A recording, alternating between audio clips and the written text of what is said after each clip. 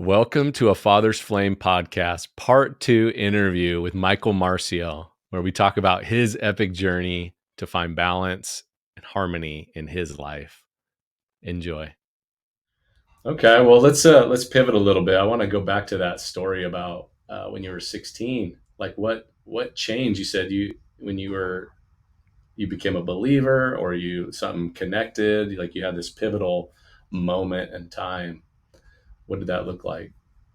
Yeah, I'll give you the backstory here to why it was pivotal for me because I think whether or not the listener is a believer or not, I think there's an understanding that there are some moments in life that are inconsequential and some that are a defining moment. A lot of us kind of have that switch where we're like, whoa, that is a moment that will change me forever.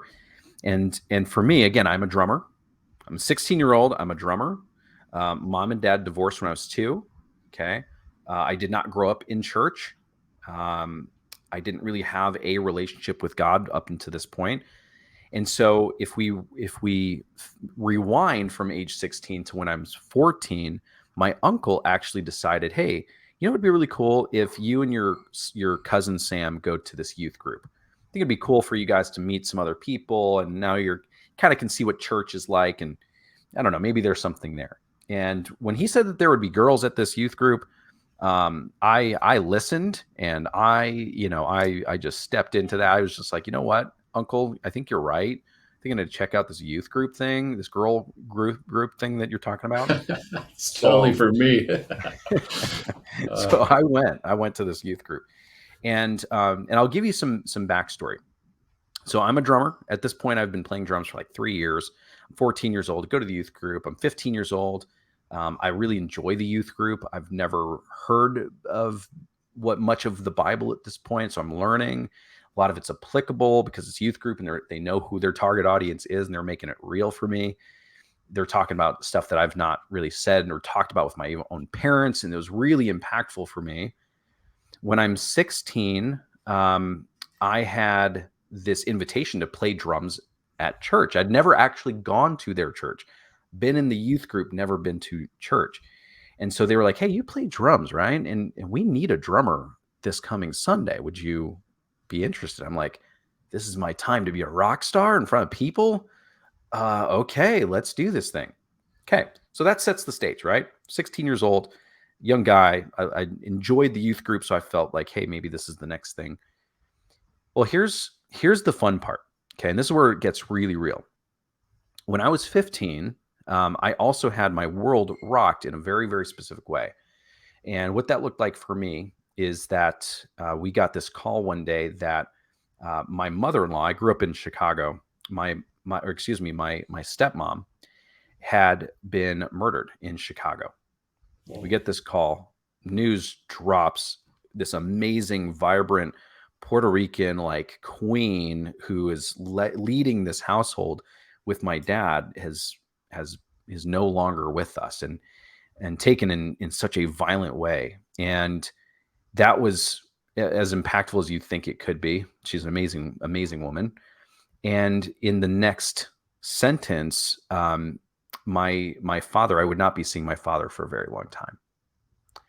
And so I had to sit with this news that my father had committed such violent act against somebody that he was, in the deepest relationship that we can have as humans. And I'm going to tell you that my sense of shame, guilt, just this inner turmoil of like, oh my gosh, like who am I? What's happening with my life? Who's my dad?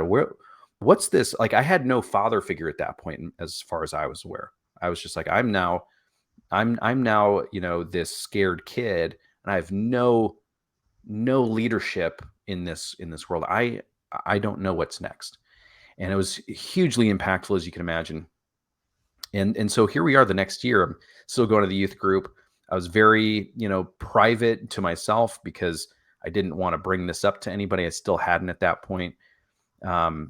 Very isolated kind of feeling, even though I was amongst friends. And then I go and sit behind the drum set here on a Sunday morning in church. already a little nervous, already kind of like got the jitters going. And I remember the pastor comes up, welcomes everybody in, and he gives a special welcome to all the dads. And I was like, oh, that's cool. That's very neat. And it turns out that it was Father's Day that Sunday. And for me, going through divorce at 2 years old, I never really celebrated Father's Day. I didn't really have a close relationship with my dad. I'd see him, a little bit over the summer, and then that would be kind of it. And for a year at that point, no relationship with my father whatsoever. And here I am on Father's Day playing drums, the thing that I loved and kind of associated my value and worth with, in front of these amazing people. And what I heard in that moment was, hey, dads, happy Father's Day. To me, I heard a voice from God saying, just so you know, this is why you're sitting on this throne. I am your father. You actually have someone looking out for you. Everything that you've experienced up until now is for a purpose, and you're on track. You'll be okay. And I swear, I had never lost it like that before. At 16 years old, I was sobbing. I looked a mess playing the drums, but it was the most gratifying, soul-fulfilling experience of my life at that point. And I knew that everything would be okay, right? That I would be okay. And I knew that was the voice I needed to hear to say, hey, you're on track, no matter what happens from this point, you will be okay. You are exactly where you should be. And so I started taking, hits on the chin from that point forward, exactly like that. I knew it was for a reason. I'm going through this. I will learn. It's for something, whether I get it or not. And at some point it'll come back to enhance my experience of life. So that's my experience at 16. And from there I was like, gosh, if there's another word out there, I don't know what it is, but I had ultimate belief at that point. Belief that whatever my future holds is going to be awesome, and it's for me, not against me. And how do you lose at that point, right? So that's the story. That's the scoop. There you have Man, it. that's deep. It kind of hits the heart. A thought just came to my mind of like when you hear stories like this. I know God is like the father to the fatherless. He claims that, right, and brings favor upon men like you and people that are without dads. And like, what can we learn from this situation? I'm like, as a dad myself, like, what should I be saying to my kids if God spoke this to your heart, like you're right where you need to be. I got you. I'm with you. You know. Anyways, I'm chewing on that like, what should I be saying to my sons? Yeah. Well, and that My is a daughters. phenomenal question. And I think the fact that you even have that as a question for yourself kind of says everything, right? I remember not too long ago, somebody was asking, like, hey, how do you break out of imposter syndrome? And they were applying it to business, but imposter syndrome happens to humans. And I was like, just the fact that you're asking that, let me just tell you, imposters don't ask that question, right? Like, they're not worried, how do I not be an imposter? Like, they are an imposter. They don't ask that question. So, it's the predisposition is you are probably a phenomenal father. You got 5 kiddos, correct? Yeah, I'm Yeah. trying, but you feel like some days you're here, some days you're here. Yeah. Well, I'll tell you just my experience. I keep one of these here um, to kind of keep me going. And the thing is, like, I'm a big, I talked about Gary Chapman. He talks about the 5 love languages, Oh, right? And okay, yeah, I knew I recognized that name. yeah, he's the OG when it comes to this stuff. Yeah, And that, when I first really read the content, not just heard about it, not just thought I knew about it, but when I actually read it, I was like, wait a minute, yeah, I give the language that I want, and that may not be the thing that they need, right? And so I actually equate that with my daughter too. It's like, hey, I might be verbal. I might say, hey, listen, doesn't matter what happens in your life, I will be here for you 100%. She may also just hear that, and it's just like, oh, neat. But how am I showing up? Like, what are my acts of service? Is she a gifts person, right? Like, is there some way that I can communicate this in ways that maybe, isn't my primary language? And so I do my best. I'm human as well, but I do my best to try to show that in various ways. But if it's a belief that you have, it'll seep out. You know what I Mm. mean? It'll be there. I think back to when I was a kid, and like my mom tried really hard with, raising 3 kiddos, and it was very difficult. But she made it happen. And in the moment, I didn't really understand that as a love language. I really didn't. I was like, yeah, she goes to work, I go to school, I come home, I have my little job that I help out with the family, and then like that's it, I guess. And then here I am as a father. I'm like, man, my mom was a freaking warrior. She must have loved us a lot, right? And it wasn't until much later that I got it. But if we're showing up like that, it's every day is just a penny in the the little coin jar that says, my dad loves me. My dad loves me. My dad's showing up. My dad's here. Hey, dad's upset about something, but dad loves me. Dad's still doing the thing, right? So I just, I'm looking at every day as a deposit towards that. That's so good. I kind of got to bring up this story, just depositing by showing up. My grandpa passed away several months ago, but we just did the memorial service, and it is so interesting because when he passed, I was like to my sisters, like, what do you know about grandpa? Like, what did he teach you? What did he talk to you? And he's like, because I can't really remember. I don't like, we played a lot of pinochle together. We did certain things, and he was a scout, like a Boy Scout leader for like 75 years, something wild. Wow. And we're all like, man, he did. You know what? I don't think my grandpa ever talked to me.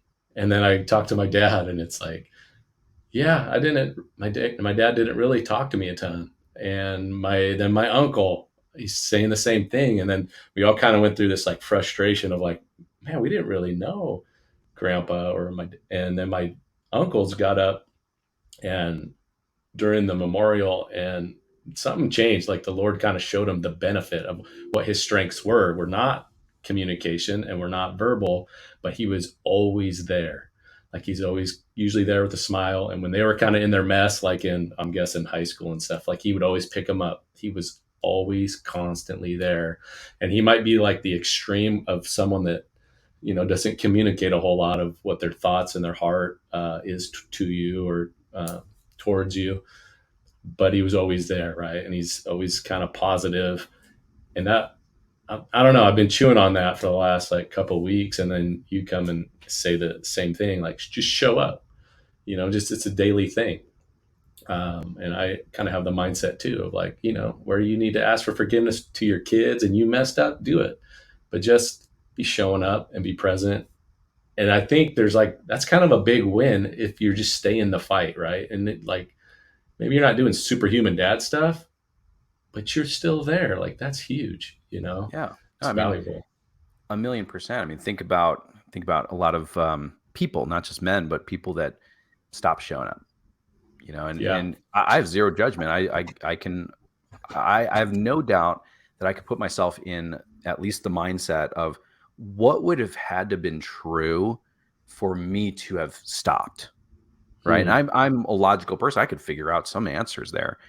And Yeah. so with the case of your grandfather or anybody, like what would have to be true for that person who probably loved us immensely to not vocalize it or to not be a vocal person? We could come up with some answers that probably are true. And because we've been there, I know there's plenty of times when I felt something, I didn't say something, 100%. Yeah. And what would have been true? Maybe I was scared. I didn't know how. I didn't have the words for it. There's a million answers that doesn't also say, "Oh, Grandpa didn't love me," right? It's very much so the opposite. So, it's one of those things. I think we, especially as kiddos, like we don't know everything. As adults, we don't know everything. Like we're always learning. And at some point, something clicks. When that phenomenon, when you're 16, your parents know nothing. When you're 25, they were geniuses. You know what I mean? It's like Oh we've yeah. learned more enough to be like, oh, I have context for what happened there. And in whatever capacity they were doing 100% of what they could have. And that Yeah. means something, because when we're down and out, we don't have the energy, we don't have the capacity, we don't have the fill in the blank, and we still showed up and it took everything. What does that mean for our parents? What does that mean for the people that have led us in our life, right? That's amazing context to have lived through that and to have been that person, to then understand enough to maybe forgive sometimes, but to Yeah. also just understand the context of what they were going through. No, that's totally right. Trying to understand context. Yeah. I was going to just say, like, sometimes that you might give your parents a hard time, but they're kind of the outcome of what their parents were and what they gave them, right? And so you don't know all the tools they were given, but we kind of think that, man, they should have been better in this area. And some people just have awesome parents too, um, but no, yeah, just give them a little bit of leeway to, and just like, you know what, you did what you could with what you had, and that's, and you showed up, if they or whatever, find the good in it at least. So Grace for others, we need grace ourselves. So yeah, I like that. Well, let's talk about. I want to ask this, like, to every entrepreneur that has kids and a wife. So, okay, how do you maintain? You're running like businesses. You added this mastermind, um, but how do you maintain like your relationship with your wife through all this, and your daughter? Um, oof, gosh, I love this question because this could be easily glazed over by some story or some thing, but I'm going to tell you, I mean, it's one of those things where it's consistency. I think, we talked about showing up, and the most real way I can answer this is that, I have to be conscious about who I am and where I'm at just as a man. I have to take accountability for that, because I know that when I'm in deep, right, we've got some huge things going on with the business. Our mastermind's coming up on 3 retreats next month. Another event popping up. We've got clients doing awesome things that need, my attention. And it's not easy, right? It can be simplified, but it's not necessarily easy to do all these things. Well, I also know that my capacity is reaching maximum, and my life isn't just my business. I really look at my business as a way to serve my life, right? Not the opposite.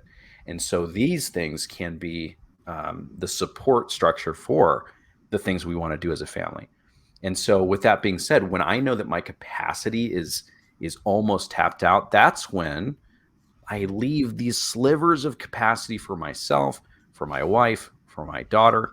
And this is where I'm calling myself out, and I know that I'm representing a lot of men here, but I can sometimes come across as short, right? In my temperament, I can come across as like, oh, that really triggered me easily. And so the way that I do that is I have to carve out time. We have currently anyway, we have a weekly therapy session that we have with this amazing, professional who really calls both of us out on our stuff and really gives some context to stuff that we have zero context around. I have my own therapist that I see every other week.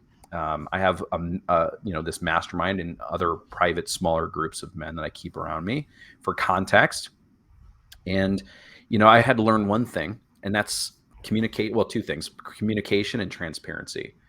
One of the things that I've, had to be a focus point for me was not just understanding that I have feelings and that's okay, but and then using those feelings as information so that I can operate from, but then also communicating as clearly as possible what those feelings mean for me to my partner, even to my daughter. Sometimes I have to tell, hey, I am stressed right now. I want to be playing with you, but like I just need a moment to just chill. Is that cool? Right. And so now she has context. Now it's not just dad's grumpy on the couch again. You know what I mean? So yeah, at least being able to communicate those things. So am I perfect? Absolutely not. Is my life perfect? Well, by definition, my definition, yeah, it is perfect. It's perfectly where it should be. Um, my expectations might be different, and that's something I can wrestle with myself on. But having said that, I'm just, do what you can. I think life isn't just all about perfect balance. It's about priority and knowing where you need to be putting the focus at any given point and communicating that with your family. There's been times too, not to just go on this rant, but there's been times too with my wife where I'm like, hey, this next little season, probably the next 6 months, I'm going to be dialed, like extra dialed. And I'm going to need your support around that, because if I don't have that, and if I'm not communicating this, then you're going to be thinking all sorts of things, but I just need you to be in my corner so that I can get through the season so that we can have, that next phase that we're looking for. And just the communication around that, I think, goes a long way. I like that. I want to go back to something you said, that your business serves your life, and it kind of gave me an epiphany. Like if you have things in the right order, right? Like, should something really go above your faith, right? Because then like your faith serves that. Whatever's at the top should get served the most, And I think for me, that's my faith. But when you said that, I just kind of saw that picture. I was like, yeah, my family should be above that. And then but it seems as though business like competes, though. It's like this competition or this wild, not wild animal, that I have to keep on the leash and say, no, you can't go up there. You don't deserve to be up there. You won't stay up there. You might accidentally get up there if I'm messing up here, but my business serves my life. I really like that you said that, Michael. Well, like you said, I mean, they are, we are humans. We're not perfect too. So the hard part for me is because I am very conscious of how I want my time to be spent, what I want my life to look like, how I want my family to feel, like the future plans that we've got. We already know that our plans are subpar compared to the ultimate plan. And so one thing I've had to humble myself around is to say, I don't know best. I can do as best as I can with the information, the energy, the resources that I have. I can plan all day. It may not be the plan. So that's number one. And with that, I also have to be okay, as a man, as a leader of my family, my communities, my companies, things like that. I also have to be okay that if I know what the truth is, right? If I know that, hey, when I crush it with my business and guys that I don't know are asking me questions about it, and they're like, dude, what's the secret? I can say, I have a higher power that I gain some insight from. That's my real truth. Not that I'm some business wizard or anything like that. Just I've got something driving me every day that's bigger than anything else that I could fathom. And it's, when I can point that way, that's cool. That's why I like winning in business. I like not I'm not flashy by any means, but I will tell people, hey, this is what's cool that's going on, right? I want that to be really apparent so that people get curious enough to come to me. And this is probably maybe that's my sales background. I'm not going to force it. I want it to be so freaking cool that you want to get behind the velvet rope, right? You want to come up in front of the line like, yo, how do I get into this club? That's kind of the vibe that I have. But with that being said, I have to know what that truth is, because when opposition happens, people that I don't know, they're like, dude, all you care about is money. I'm like, no, not at all. In fact, I can't go on this really cool trip with my family if I don't have it, though. I can't lead these 150 men because I can't afford the $250,000 that's going to go into running this retreat this next month. I'm not going to change or impact their life with that, or their family, or their community, or their legacy. It's not going to happen, right? So it's in service of those things. And if you are dead set on that, if you can keep those levels, clear, which is why I love the order that you have your tagline: faith, family, finances, fitness. When you're healthy, you can run your finances, your business, your life. When you're healthy financially, that then serves your family, your legacy, the things, the charity, the philanthropy, and all of those are in service of something else. So that trickle up effect is huge, right? But you gotta stay the course, and this is the power of having people in your corner that will remind you who exactly you are, because it's easy to let outside voices tell you otherwise, right? And those voices aren't the voices that typically have the reins in their hands. So you gotta stay clear and have people in your life that's going to call you out and call you up to a different standard. Yeah, exactly. I like that. Something I've seen in a lot of guys that I interview, that you were talking about like, what's your secret sauce? Like, there's some secret sauce. Like these guys all do like the same thing. And when you said like you see a therapist, and then you and your wife also do, and it's like, man, that's wisdom right there, right? And it almost takes a certain level of humility to like admit that, and then like promote it, like you kind of just did, and actually utilize it. So good on you, Tools Michael. everywhere, man. Like Yeah, if we think we're the smartest guy in the room, then that's when we're not. You know what I mean? Like yeah, you gotta just be aware. And truth be told, I've got some ego. I definitely do. Right. So when we start talking about, and this doesn't make it easy. It's not like our life's perfect. You know, we had our therapy session just a few hours, 4 hours ago, and it was not the easiest thing. I'm gonna tell you, like this is real life, real time, not the yeah, easiest thing. But I had to both humble myself and also be really vigilant because, again, when I think about experts coming into my family, I have to be vigilant, right? I'm not just going to, hey, let's sign up for some therapy thing. No, it's got to be somebody that I know has the chops that can handle me, handle my wife, and not let us run the show. And we found that person. She's awesome. She'll tell me, "Hey, Michael, this sounds like you're actually avoiding your feelings, not stepping into them. Is that right?" I'm like, "You stop it. You just in front of my wife? Why are you doing me like this?" No, but it's great. That's what I need. I need somebody that can be open, be transparent, and that's right. have the leadership and the excellence in their craft to be able to navigate both of us through that. So my vigilance, I'm really thankful for. And in fact, my wife found this therapist. I'm so grateful because she gets us. She's really, there. It doesn't make it easier, but yeah, we're not the end all be all, right? But you stay vigilant, but also stay humble enough to know when it's time. You can't do it all on your own. That is so good. How long have you guys been doing that? Like, it's like for years or just recent? Yeah, fairly recent. I want to say maybe 6 months or so Yeah, with a couples therapist, and then I've had different therapists on and off for the last 3 years or so, and some other things before that, for sure. Different personal development stuff and different other kinds of practices, breath work, meditation, obviously prayer, um, exercise. That's another big one. That fitness component is huge. But you have to know, and you really don't have to know. What you do deserve to know is that there is a tool to fix everything that's out there. It's already been delivered. It's already there. And it just yeah. takes a little bit of wisdom, leaning on other people to say, "Hey, I've got this problem. I don't know how to solve it." That's it. Mm. You can ask that one, like just have that frame of mind. You'll figure it out. This is why some of these guys in business or their fitness or any of these categories, you'll see them on a slow burn and then all of a sudden exponential growth. Why? It's because there's that mindset shift that says it's okay to ask, ask, ask. You get 1% better, but that isn't just 1% per day, per month, per year. It's 1% on top of each other, and eventually it explodes upwards. So I'm going to tell you right now, am not the expert relationship. I'm not the business, expert. I'm not an expert in any of these things. I'm just willing to look at it and just say, hey, is there some measurement of growth here? And if so, what is it going to look like to move that forward? And so I surround myself with great guys that are way smarter than me in a lot of areas.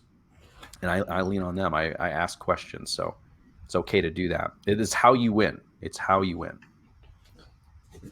So you brought up fitness as being something too, or you've had coaches or help. What does fitness look like for you, like as an entrepreneur, family man, just a Um, daily, you weekly want the thing? ultimate hack? Bring the hacks, dude. Let's do it. Because obviously, look at my physique. I mean, that's the end all be all here. First of all, marry a personal trainer. That's number one. For us that didn't do that, no, I'm kidding. Okay, so if that's not the case, no, it's just like for me anyway. It's very unique. I didn't grow up in a gym. There's a lot of these guys that I grew up with. They're 15 years old. They're in the gym. They know what they're doing. I did not know that for a long time. Felt very uncomfortable going to a gym because I would be the meme. Like I'd be the TikTok of like the guy putting the strap around his head and like doing neck curls. You know what I mean? Like that would have been me. Still me. And it's just like anything else. You have to be willing to ask. So I know, gosh, when would this have been? Maybe 6 years ago, I hired my first official personal trainer. And I just was like very basic about it. It's like, you know what? This guy has a physique that I would like. He's about my height, about the same build, and he's got the physique I'm looking for. I can only assume that he knows what he's doing. And so I hired him, Jed, amazing. And he showed me what to do. He walked me into the gym and said, "Hey, we'll treat you as, this is first grade." Okay. And so he just went through, he said, "Here's your muscle groups. Here's how to exercise these groups. This is how you're going to want to do that. And then let's talk about nutrition." Right. And so just taking those steps, and it's the same theme over and over. Open your mouth, say the words, ask the questions, humility in that sense. Just humble yourself to know that you don't know, and it's okay. You shouldn't know, right? We're not born sprinting, right? We crawl, and some of us roll around, and some of us walk and bump our head, and then we start to jog a little bit, and then we can go faster. So yeah, the fitness side, I'm really now in this phase of life. I've had a couple of injuries and a couple of things that shouldn't have happened because I let my fitness slide, and I'm not interested in that happening again. And I am interested in pushing myself to new levels. So I like getting into the gym. I like tracking my workouts. I like, seeing progress. I can physically see it, and that's where my dopamine spikes probably the most. And so I'm going to tell you, by this time in December for my next birthday, I'm planning on being in the best shape of my life. So I got a few months. Sweet. I'm going to get there. I'll do a shirtless pic if you want. I'll do it if you're begging for it. I'll do it. But that's the plan. It's just pushing all areas. Yeah. Well, we'll be watching Instagram for it. So I'll make sure I'll tag you. That's well, that's awesome. Yeah. Like I just see like fitness is just something you got to have a plan with it. Right. And I was like a college athlete. So that my plan was, I just kept signing up to be on the soccer team. So like they gave me the plan. Like we had to just run, like they told us to. Yep. And it's like somewhere along the line, like you just aren't part of sports anymore like that. So you take that upon yourself, and now, youth isn't on your side.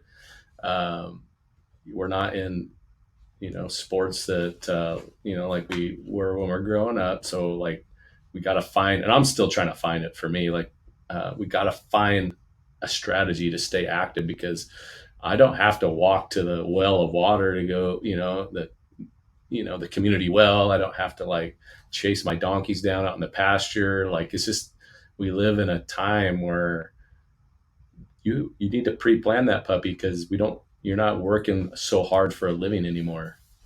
Yeah. And that's 100% true. I'm not on the wrestling team or gymnastics or soccer either. Right. Yeah. So it's definitely true. And, everyone's got different motivators too. And I used to pretend like that was a bad thing, and left unchecked, it could, but some of us are driven by like, hey, I'm training for life. Like what happens if like war breaks out? Am I going to be ready to defend my family? That's the driver for me. Great. Yeah. Use that as motivation. 100%. When I was, kind of pursuing my now wife, I told her this story too. I'd go to the gym, okay, knowing, she's a personal trainer. So that was in the back of my head.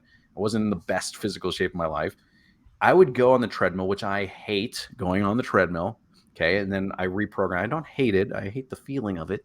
Okay. But I'd go on the treadmill. I'm like, okay, I go to 2 miles without stopping.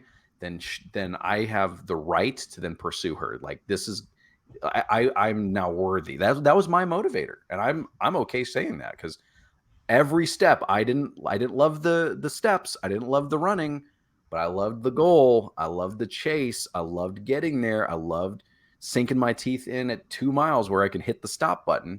Right. And I'm okay with that. I didn't, in full transparency, that's what drove me to get on that treadmill. But we have to be okay being real about that. Some of it's the aesthetics, right? We just want to look good naked, right? We want to look good for our partner. Some of it's deeper than that. It's just like we have an obsession, and it'd be useful for that obsession to go into our fitness or, something there versus something unhealthy. And that's okay to do. And I think if we're okay being aware of that, then we can, hey, if it's unhealthy in some way, great, let's get that checked, right? But it's not unhealthy if it's healthy. Oh, that find a motivation. That's really creative. Hey, you can't go talk to her unless you get the 2 miles or whatever. She's not mine until I hit 2 miles, and I got to do that today and tomorrow and the day after that. So it's one of those things. And hey, you know, we did get married, so I made it to the 2 miles. We made it past the 1 year and 5 months mark. We're going to therapy. Is it easy all the time? No. Our first year, No. dude, brutal little year that we had. We're still on the recoup of it. We both very much so love each other. We both very much so know that we can make this thing amazing Yes. and all these things. But Yeah. we know that we're not just going to magically cross a finish line tomorrow. This is a commitment. You have to commit or rally the troops. Rally the troops. Get the Exactly. people around you. Get some perspective. Yeah, that's good. The perspective that like you guys can make it through, and I think a lot of couples need to know this. Like you can make it through if you're willing to put the work in, get the help, and if both of you are doing it, like you are gonna make it. Like I'm telling you, 100%. And me and my wife, I've shared this before, but I just, you know, it just helps people. So like we got to the point of an impasse, and it was like, what are we doing here? I'm like literally gonna move out and we're gonna go figure this out because what we're doing is insane. And you're the most amazing Christian woman I've probably ever met, maybe top 3. And I'm married to her, and we're still struggling. And I thought I was okay, but we're not. And we Yeah. needed outside help. And I say this, and hopefully there's not too many guys like me, but I had the mindset like I'm not paying my therapist to tell me what I probably already know. There's like a few things wrong with this whole statement, but it's true. I I'm follow. not paying for that.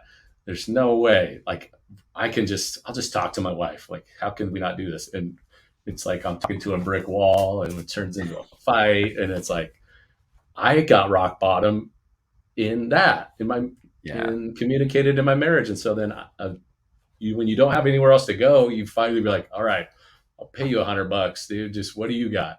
Yeah. And dude, in those sessions, like I don't know where this guy gets trained, but she's not like she normally is, and I'm not like I normally am. And you can't act, you can't like they expose both of you in front of each Oh other, yeah. like you said Oh, earlier. yeah. And it's It's like fun.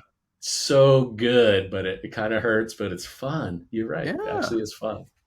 I mean, if we're really committed to, if nothing else, just the word growth. Well, in any application, that word growth means something's got to break. It's not going to feel great. Muscles tear down so that they can grow, right? And it's okay. Like, you know, I've definitely felt, you know, some of those impasses as well, where it's like, hey, listen, this is not really working for either of us, right? And that's okay. Like I'm totally good with transparency. I can say it, I can mean it, and that's accurate for me. And know that that's a current situation. That's not maybe a future me thing. It wasn't a past me thing either. So it also illuminates the fact that things change. You know, I might feel upset today, but tomorrow might be phenomenal, and I've moved on. So you know, I'm okay just getting real and aware around what that looks like, so I can take accountability for it, and from that, you know, foundation, you can actually work. You know, but without the foundation, like let's say therapy or some expert in your life or a coach or a mentor, things like that, you don't have foundation, right? And we know what happens when we build on sand. You know, it doesn't work, right? We need that level foundation, that rock, so that we can actually grow on. And so that's true in almost every area of life. You need to start for something real, not from sand. Wow, that's good. Another thought that keeps coming to my mind too is that scripture that says like where your treasure is, there your heart will be. And what you're willing to like pay for and protect and save and all those get expertise in, like, that's really what you care about. And that kind of hits me like with like my family. Like you should be paying, right? You can't just tell them all these things and you love them and do like, your money should follow your things that you do love and care about. What are your thoughts on Yeah. that? Fine. Here's the fun part in that. And again, I'm telling on myself here, and maybe this resonates, but I just, it's resources, not necessarily just money, but that's also time, attention, energy, you know.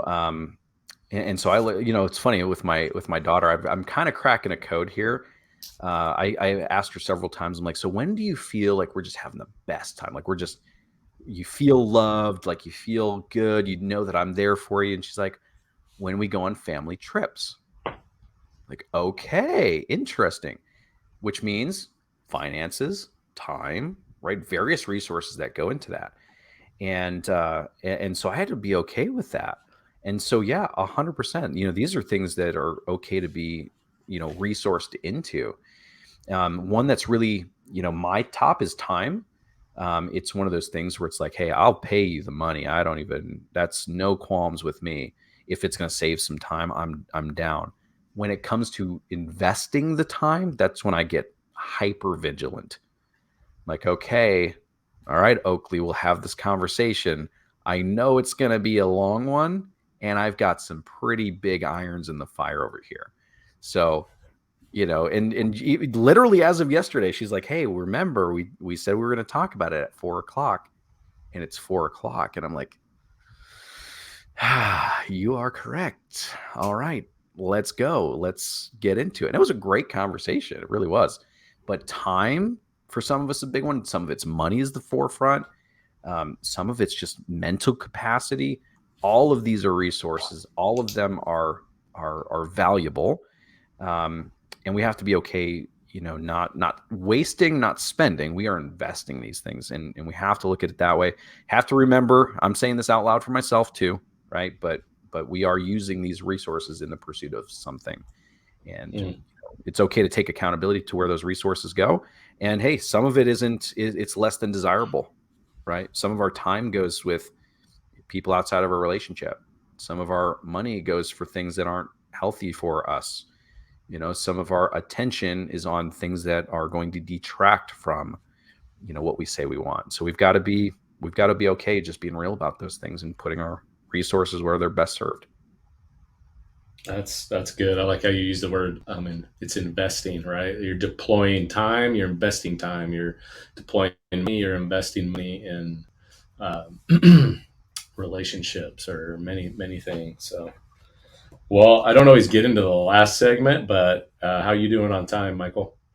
I'm doing great. Yeah. Okay. Well, then Let's let's do go. this one.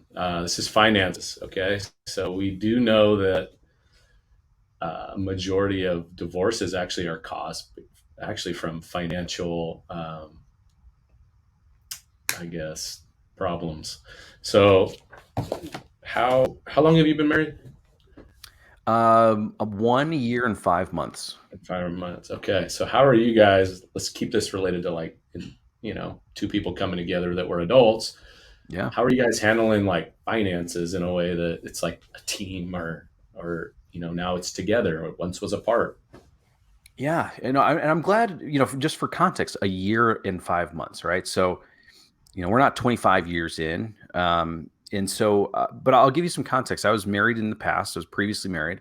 And one thing that I've recognized as a man coming into this relationship is that I don't mind transparency in the least. And I also like to be really clear about what I want and what I expect and what I'm looking for and all these things. So is my wife. Okay. So when we actually first started dating, that was on the back of her having a few relationships where she'd kind of taken on the financial provider kind of role in her relationships. Not right or wrong. That's just what it was. And she didn't enjoy that as well. Okay. She wouldn't want to be necessarily in that role because her thought is, hey, if I bring a child in this world, how do I work and provide and do all these things and be a full-time mom and all these things that I'd love? So it didn't make sense for her. And same for me. I wanted to make sure I was going to be with somebody that was also okay being this powerhouse, amazing person that maybe, just maybe, was okay being taken care of in the financial sense. And so when we literally, I think it was like probably our second or third date. This is funny. I want this documented too. here's the conversation, Jeff. She says, hey, just so you're aware, I've been, I've dated guys that, they talk the talk, but they don't walk the walk when it comes time to be the provider. What's your credit score and what's in your bank account? Okay. That was the That's conversation and awesome. hit me. And I was like, refreshing. Yes. Okay. Let's dig into it. Right. And, at the time she liked my bank balance, not necessarily my credit score. My credit score was not that great. Still, it's okay. Here 4 years later, 5 years later, but that's what we dug into. And what I took from that is that she's okay getting real. She's okay with talking about the real stuff because that's what we want to build on. And so here we are now being married. I will say the one thing that we are settling into now is trust. The word is trust that we've been digging into. For whatever reason, good, bad, or otherwise, she's had her own set of trust issues around being taken care of. She has a story from childhood where she didn't know if she was going to be living in the house that she was in. She might be homeless. She might have to live with relatives. That was her story growing up. My story growing up was, hey, I don't have my dad in my life and our electricity might be cut off. I need to work at the restaurant on weekends to make enough money to help keep the lights on. That was my story growing up. And so now how that melds into each other is I have to trust that she's going to also, steward our finances and our time and our the goals that we have as I want to. And she has to also lean into the trust that, hey, Michael's actually going to take care of me. Wait a minute. This, all the other traumas and stories come up. This is how it works. We're melding worlds. So I've got my own thing. She's got her own thing. And so I think we've managed pretty well. And it's on the back of just being really clear with our communication and being mindful of how we're communicating about it. Because I can easily say, hey, no. As far as finances, it's going to look exactly how I want it to. That's 100% how I can come across. And it's not because I'm uncaring. It's because I care a lot. Like I really want this thing to go amazing for us and all the cool things we want. And for her, she also, from her own words, she has to settle into the trust of saying, hey, this man is actually going to take care of me, unlike other experiences that I've had. So are we professionals? Of course we are. We are the experts now. We've been married a year. No, but we're getting there, and that's kind of where we're at now. Is we've had some really great conversations about how this really looks and bringing two individuals together in marriage. But yeah, so I don't know if that answers your questions, but that's kind of where we're at now, and I think her trust is growing in being able to be in that space where it's like, hey, maybe my man has some answers. Maybe he's got some things under control. I can relinquish that. And I also have to know that she wants to use her resources just as well, because, again, my thing is time. And so if I'm going to put in the time to grow businesses and do cool things, I just want to make sure that my counterpart wants to put that resource as a mindful thing too. So we're just in it, if that makes sense. We're figuring it out, but that's kind of where we're at. No, I think that's good. What would you say to guys, let's say Michael, like 20 years ago, with what you've learned, about finances, right? And actually, I'm not sure, do you invest in businesses? You just invest in your own business? What your strategy is now? Sure. But speaking back to, like, what do you tell a guy who's behind you by 18 years to get to where someone is now? Like, I would say two things. One is, young Michael, you are a workhorse. You can do this, right? But that's not how it will be forever, and that's maybe not even how it should be, forever. But I like to look at it this way. I like to make income, money, resources, and then put that to work. Okay, cash flowing assets. We invest in short-term rentals. So we have a portfolio of Airbnbs, VRBO, that works out really well for us. I do invest in businesses.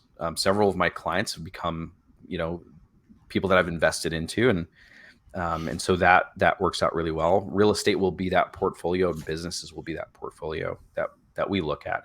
And I've messed around with stocks and crypto and things like that, just for fun. We're looking at retirement very seriously now. Being 38, she's 29. She's much more mindful of retirement than I am, which is great. And we've got some amazing. One of my clients is like one of the top retirement experts in the country, and so very fortunate there, because I'm a novice when it comes to some of these things and the more advanced strategies. I have people that I lean on to be those experts that I get to work with. But that's kind of where we see it. But I would tell my younger self, hey, you're a workhorse, but that's not also how you're going to be wealthy, right? That's not also how you're going to grow. Make the money so you have resources, or be resourceful and have the resources, partner up, investors, whatever the case might be, friends and family, and then invest in things that are going to be cash flowing for you, or long-term plays that are going to take care of you and the family. So I would have done that many, many years ago versus, in my recent history. 100%. That's what I would be looking at. That's awesome. So you need something to acquire the cash, right? And the wealth, which you've done through business. Yep. And would you say you pick, so like STRs, is that just something you enjoy? Is that why you picked it? Or is it that the return is so good, it's like you enjoy the return? Both actually. It's cool because my wife loves designing and like setting things up like that. She has an app on her phone that she like maps out the whole, whatever unit we're looking at, and decorates it and stuff. And so she enjoys that. But yeah, it's really hands off. I mean, it's very, very, relatively, it's very simple to manage. So that becomes easy. But yeah, be resourceful, whether you work for the money or you acquire the money through investment or whatever. Have the cash, but deploy the cash. Have that be the resource that saves you the biggest resource, which is your time. I would have told myself, like, man, the number of 80, 90, 100-hour weeks that I've put in is unreal. And I wish my younger self would have been like, hey, let's get resourceful with this. I could actually redeploy this and save my time while the money's making the money. Interesting concept. I just didn't have that nobody told me that growing up. I just thought I had to be the workhorse and just crush it all the time. But in reality, you can make the money work for you. And there's some super smart people out there that understand finance way better than I would. So that would be another thing I would tell a younger version, like, get really smart with finances to the point where either you can handle your finances or that you know enough to hire somebody that can handle your finances. Interesting. So, which one of these categories where you don't hire a coach or a mentor? Like, think about that. No, it's all of them. It's every all, single one. Yeah. We know this, right? Like Michael Jordan, all the greats, they have multiple coaches for multiple things. Tiger Woods, like, has a driving coach, a putting coach, a mindset coach, a relationship coach, maybe a few relationship coaches, right? So like, they all do that. And it's not they became great, then they had coaches. It's the exact opposite. Yeah. They had coaches and became great. And so we have to just follow the leader. We just need to know, I think the theme that we've been pondering here is just that we're one man. We can't do it all. We're not meant to do it all. There you go. Right? And that's the illuminating part of the faith part of that. Say, hey, wait a minute. If I had to do this on my own, I'm going to crash and burn a million times. Right? So it's okay to surround ourselves with greatness. That's what we're here for. Wow. Michael, I've really enjoyed this conversation. Resonate a lot with what you're sharing and what you're about. Really comes across. I like that you guys have this mastermind. You're helping men. You're helping business owners. I appreciate just the things you're willing to share and be open about. So, just want to thank you for coming on today. I appreciated this, Jeff. I was looking forward to it for a while, especially watching some of the other interviews with some of my friends too. Like, it's really cool to just get insights on people that I feel like I already know. And that's just a testament to the questions you're willing to ask and the direction you're willing to take this thing. So honored to play a small part in this. Awesome. Thank you, Michael. And for everyone out there, just remember, make small choices today and push forward in your faith, your family, your finances, and fitness, so that a year from now, you're thanking yourself for making those little deposits, like Michael said today, just a penny at a time. And we're all going to be in a better place. So with that, catch you on the next one.